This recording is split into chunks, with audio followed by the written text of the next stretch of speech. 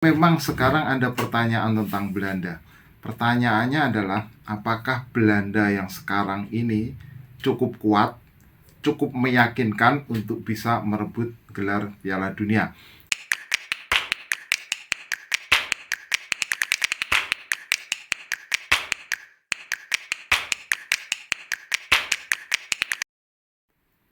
Salam pemirsa, ketemu lagi di channel saya Titis Corner. Dan kali ini kita akan membahas tentang Belanda.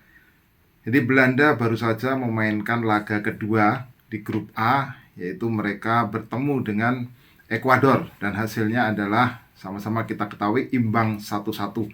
Nah, sebelumnya di partai pertama mereka mengalahkan Senegal, tim kuat dari Afrika.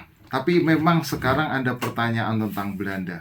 Pertanyaannya adalah, apakah Belanda yang sekarang ini cukup kuat, cukup meyakinkan untuk bisa merebut gelar Piala Dunia? Nah, kita sekarang melihat tentang beberapa filosofi ya, bagaimana rute untuk meraih gelar juara dunia ataupun gelar di turnamen besar. Jadi selama ini kita mengenal ada dua rute yang bisa dipilih atau dua filosofi. Yang pertama adalah sepak bola berbasis penguasaan ya, possession based football. Nah, yang kedua adalah sepak bola pragmatis. Nah, kalau kita melihat ada ungkapan selama ini, yaitu menyerang akan membuat Anda memenangkan pertandingan, tetapi pertahanan akan membuat tim Anda memenangkan gelar. Attack win you games, defense win you title. Nah, rumus pragmatisme, jadi memang bertahan, memiliki pertahanan yang kuat, dan kemudian memiliki lini serang yang cepat, yang mematikan. Nah, ini selama ini bisa memberikan gelar ya. Contohnya kalau kita lihat di Portugal di Euro 2016. Jadi mereka main pragmatis tapi mereka bisa dapat gelar. Kemudian Argentina di Copa America 2021 yang lalu, dan jangan lupa juga yaitu Prancis di Piala Dunia 2018. Jadi kalau Anda tahu Prancis di Piala Dunia 2018, ketika itu rata-rata penguasaan bola mereka di bawah 50%, yaitu 48,6. Tapi mereka bisa memenangkan gelar Piala Dunia. Nah, rumusnya apa untuk sepak bola pragmatis tapi bisa mendapatkan gelar? Rumusnya itu pertahanan ketat. Pertahanan ketat, tetapi mereka juga harus memiliki lini tengah yang bisa melapis pertahanan. Nah, di lini depan mereka harus punya aksi individu yang brilian. Kemudian mereka juga harus bisa memanfaatkan set pieces. Dan yang terakhir juga mereka harus bisa melakukan counter attack.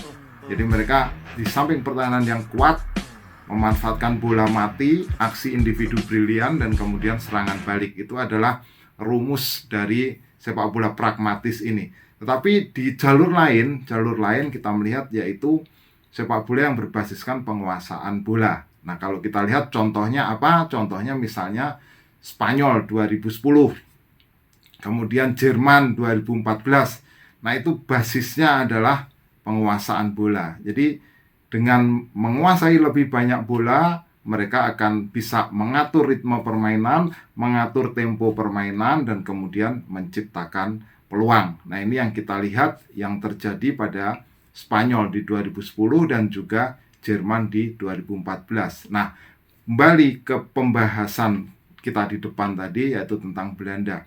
Nah, bagaimana Belanda? Belanda ini kita kenal sebagaimana dulu pada era total football yang kemudian mereka tularkan lewat Johan Cruyff ke Barcelona, ditularkan juga oleh Louis van Gaal ke Barcelona. Jadi memang mereka selama ini menganut filosofi sepak bola dengan penguasaan bola. Nah, kita lihat juga dalam beberapa pertandingan yang dijalani oleh Belanda, mereka biasanya unggul dalam hal penguasaan bola. Mereka mengatur bola, memainkan bola, dan kemudian dari penguasaan itu terciptalah peluang. Nah, kita melihat dalam contoh dalam beberapa turnamen, Misalnya catatan yang paling tinggi penguasaan bola dari Belanda ini adalah pada tahun 98 ketika mereka bisa mencapai average itu 60,8 penguasaan bola. Tetapi Belanda kemudian juga tertular apa yang dinamakan dengan pragmatisme itu. Seperti misalnya yang terjadi pada 2010 ketika mereka masuk ke final. Waktu itu Belanda, kalau Anda ingat, dilatih oleh Bert van Marwijk, dan di final ada sesuatu yang sangat terkenang di mata publik bola, di ingatan publik bola, yaitu tendangan kungfu dari De Jong ke Xabi Alonso ketika itu ya. Jadi tendangan kungfu yang akan selalu diingat oleh publik sepak bola ini menunjukkan bahwa Belanda bukan lagi Belanda yang dikenal dengan penguasaan bola dan kehebatan lini serang, tetapi foto itu menggambarkan Belanda sebagai tim yang pragmatis, tim yang memanfaatkan pertahanan. Nah, kita lihat di tahun itu 2010 ketika mereka kalah dari Spanyol di partai final itu, average rata-rata penguasaan bola mereka 53,4. Di partai final penguasaan bola mereka kalah jauh dibandingkan Spanyol ya. Spanyol 57 sedangkan Belanda 43. Nah, cuma bedanya mengapa Belanda di era itu. Nah, kemudian di 2014 juga kita lihat 2014 mereka bisa menang lawan Spanyol, membalaskan kekalahan di 2010 dengan hanya penguasaan bola 36%. Tapi mereka bisa menang 5-1 di pertandingan pertama ketika itu yang mereka jalani di putaran grup di 2014. Nah, di tahun itu rata-rata average penguasaan bola Belanda itu adalah 49,9, jadi di bawah 50%. Nah, kemudian kalau kita lihat mengapa dengan penguasaan bola yang rendah mereka bisa waktu itu ya, setidaknya di 2010 bisa menembus final, di 2014 bisa ke semifinal meskipun kemudian kalah dari Argentina. Nah, kuncinya adalah mereka punya tadi prasyarat-prasyarat tadi, aksi individu brilian, kemudian mereka juga punya lini serang yang sangat cepat, ditambah juga pertahanan yang cukup bagus. Nah, kalau kita lihat tarik mundur dulu di 2014 misalnya, kita lihat mereka punya lini depannya komplit sekali ya, sangat pemain-pemain yang punya kecepatan dan pemain-pemain yang punya aksi individu brilian. Masih ada Van Persie ketika itu, masih ada Wesley Sneijder waktu itu, masih ada Arjen Robben.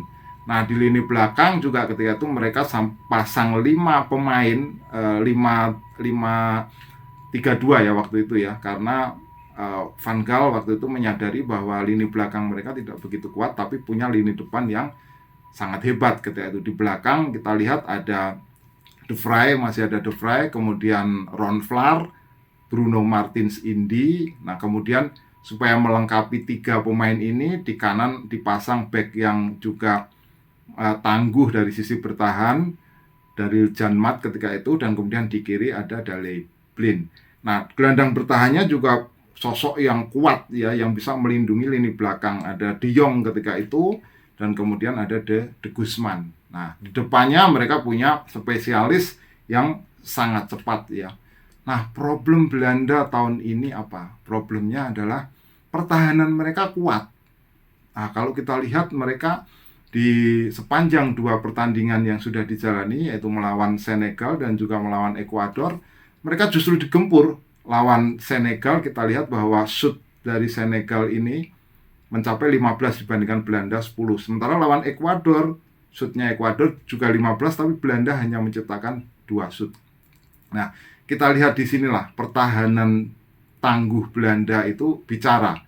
Ya, karena ya kita lihat kualitasnya juga kelihatan ya, ada Van Dijk, kemudian Nathan Ake, kemudian Jurien Timber, di bangku cadangan juga masih ada De Vrij, ada De Ligt.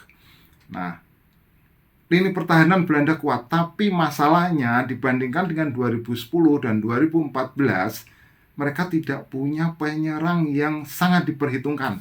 Memphis Depay misalnya yang menjadi salah satu andalan mereka jarang dimainkan di level klub, dan kemudian Depay juga dalam kondisi tidak fit ya, cedera. Tapi kita runut ya satu persatu penyerang yang dibawa oleh pelatih Louis van Gaal di 2022 ini. Pertama, Vincent Janssen juga ini bukan kualitas yang bagus ya, dia main di Antwerp. Meskipun dia kalau kita lihat capsnya 21, golnya 7, tapi dia bukan penyerang yang betul-betul bisa menjadi penentu atau world class lah istilahnya seperti itu.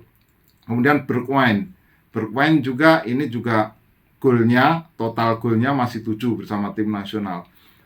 Weghorst juga ini juga penyerang yang sudah kayak 30 tahun usianya, total gol bersama timnas juga baru 3, main di Besiktas di Liga Turki. Nah, kemudian juga Luuk de Jong main di PSV, tapi golnya juga masih 8, masih di bawah 10, belum 2 digit.